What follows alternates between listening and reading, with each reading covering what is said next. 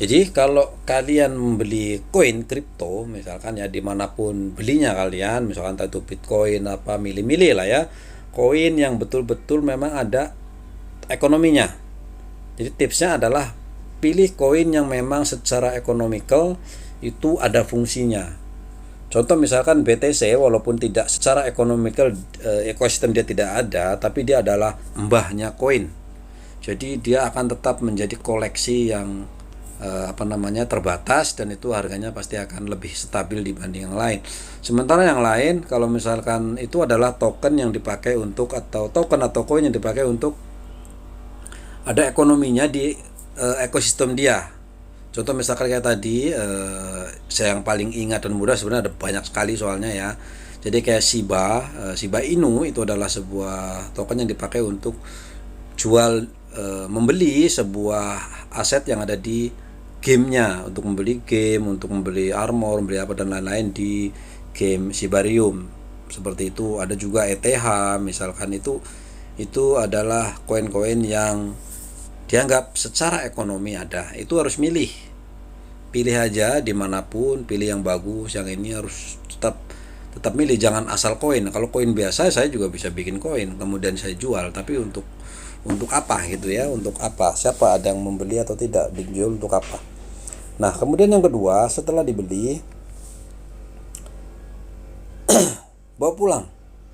Nah cara membawa pulang dari kripto ini adalah masukkan ke wallet gitu ya. Jadi masukkan ke wallet. Nah wallet ini ada wallet yang secara online, ada masih secara online, misalkan MetaMask, kemudian Trust Wallet, kemudian Coinbase, kemudian dan lain-lain. Ada juga koin yang offline, misalkan berbentuk USB, itu ada Ledger lah, yang saya ingat tuh Ledger, itu berbentuk USB, kita simpan di situ, kemudian kita simpan. Kalau yang minimal yang kita anggap aman tentu saja yang offline ya, yang Ledger dan kawan-kawannya. Tetapi paling tidak kalau di Trust Wallet pun, di MetaMask dan juga wallet-wallet lain, paling tidak kalau ada cek yang tidak betul, tidak benar gitu, artinya cek yang daripada koin kita dipakai oleh mereka, dijaminkan oleh mereka, pada saat kita jual tidak bisa, lebih baik kita masukin ke wallet. Jika harga naik, kapan-kapan kita bisa jual lagi. Kalau memang harganya turun, ya paling tidak itu memang pasar gitu ya, pasar aja. Pasarnya turun ya kita rugi, nggak apa-apa, asal koin kita tidak disalahgunakan oleh crypto exchange tersebut, karena ada penyalahgunaan, penggunaan gitu. Artinya kan itu disalahgunakan sebetulnya kan aset yang kita titipin di cek itu tidak boleh diapa-apain, harus taruh di sana gitu ya, karena itu untuk jual dan beli. Kayak kita beli emasnya taruh aja di situ gitu ya. Jadi saya mau beli emas itu, bayar, ya udah saya taruh ya, nanti saya tolong jualkan nanti, kalau dijual nanti biar biar naik harganya, kan seperti itu. Jadi semakin stok di sana itu cuman jual beli beli jual, jual beli beli jual, dengan volume tinggi tentunya ya, dengan banyak orang, kuantitinya banyak, volumenya besar, tapi tidak dibawa pulang seperti itu ya. Kalau yang mau kita beli koin kemudian kita bawa pulang, ya kita simpan menggunakan Trust Wallet. Itu adalah caranya. Kemudian kita simpan, kalau memang kita bisanya wallet. Kalau waktu dompet digital itu masih berbentuk online, ya nggak apa-apa, tapi hanya simpan saja private key-nya, kita tulis di kertas atau di bahan yang tidak mudah rusak, kita simpan, sudah biarkan saja. Kapan-kapan kalau memang harganya sudah cukup, kita mau jual, ya sudah kita jual, simpan gitu ya. Kalau pengen aman ya di cold wallet, di Ledger dan kawan-kawan lah. Kemudian yang ketiga, kalau tipsnya adalah jangan beli satu koin saja.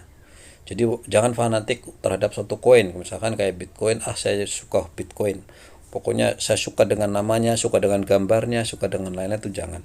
Jadi usahakan kalian beli beberapa koin yang menurut Anda bagus kalau dalam dunia saham itu fundamentalnya, jadi memang secara tokenomik bagus.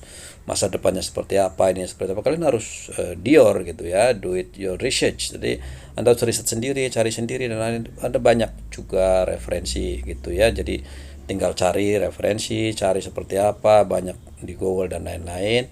Setelah yakin, belilah. Kemudian setelah beli, taruh di wallet, simpan walletnya, lupakan. Oke, sudah sih seperti itu aja sebetulnya ya. Tunggulah sampai dia naik, someday naik, baru kalian jual, seperti itu adalah konsep investasi, itu yang paling aman. Tetapi kalau kalian memang suka trading, ya mau nggak mau memang ya dicek gitu ya. Misalkan pagi ini beli, tiba-tiba nanti sore siang kok naik nih, jual, ya nggak apa-apa, nanti terus beli lagi. Nah itu memang kita bisa dapat uang setiap hari, setiap saat. Tetapi ada resiko juga di sini kalau misalkan ceknya tiba-tiba saja lah gitu ya.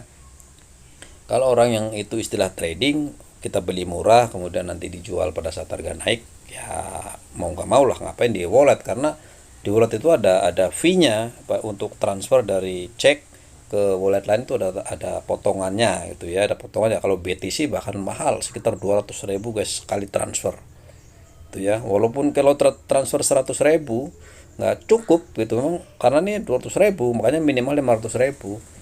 Masa beli 500.000, begitu transfer ke wallet duitnya tinggal 300.000.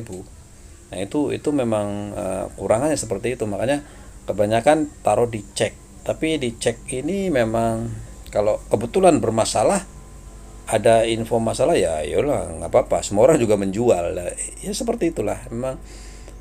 Lah terus kemana pemerintah nih, kenapa kok nggak di apa sih namanya, kok nggak dikontrol dan lain-lain gitu ya.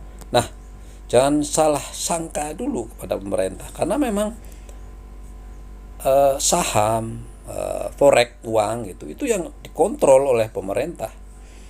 Dan terciptanya cryptocurrency ini justru untuk supaya tidak dikontrol oleh siapapun. Yang bisa kontrol hanya kita sendiri gitu ya, baik harganya, baik keamanannya, transparansinya dan lain-lain.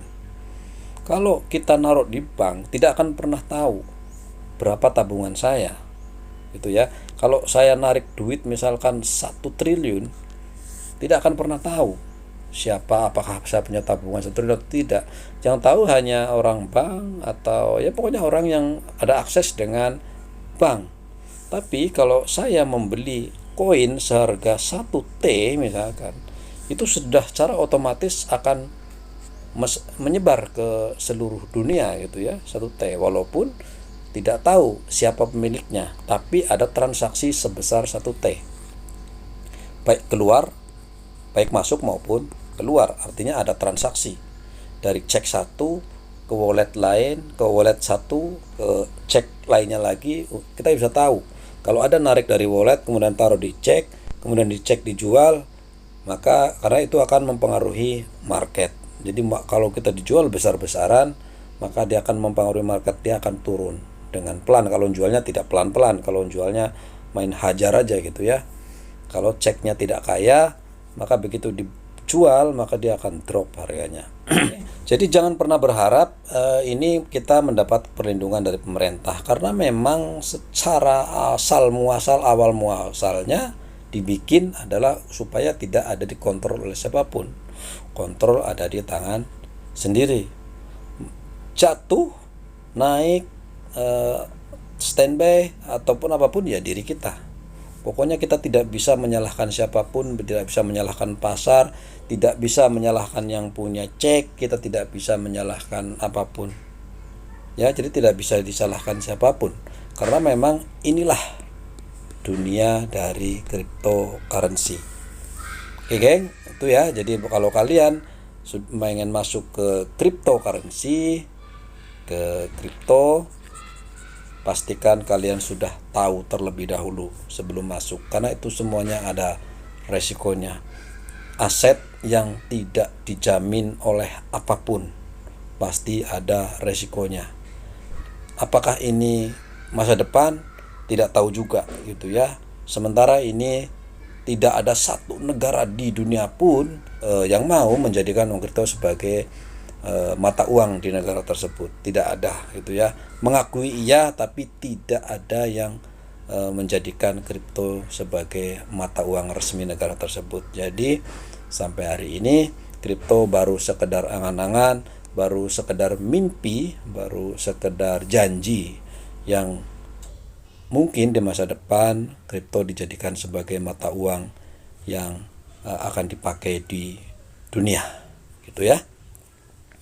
Oke, bagi kalian yang percaya dengan itu, kalian yakin dengan kripto bisa dipakai suatu saat pasti akan naik, tapi kalau sudah tidak dipakai pastinya harga akan turun. Jadi kalau orang sudah nggak minat lagi ya pasti akan turun. Tapi kalau kripto ini nanti bisa dipakai di masa depan, kalian yakin, kalian simpan, bisa dijual lagi karena mungkin harganya naik, ataupun bisa dipakai untuk membeli sesuatu jika memang sudah bisa digunakan gitu ya. Oke geng, terima kasih. Itu saja, mudah-mudahan bermanfaat dan bye bye.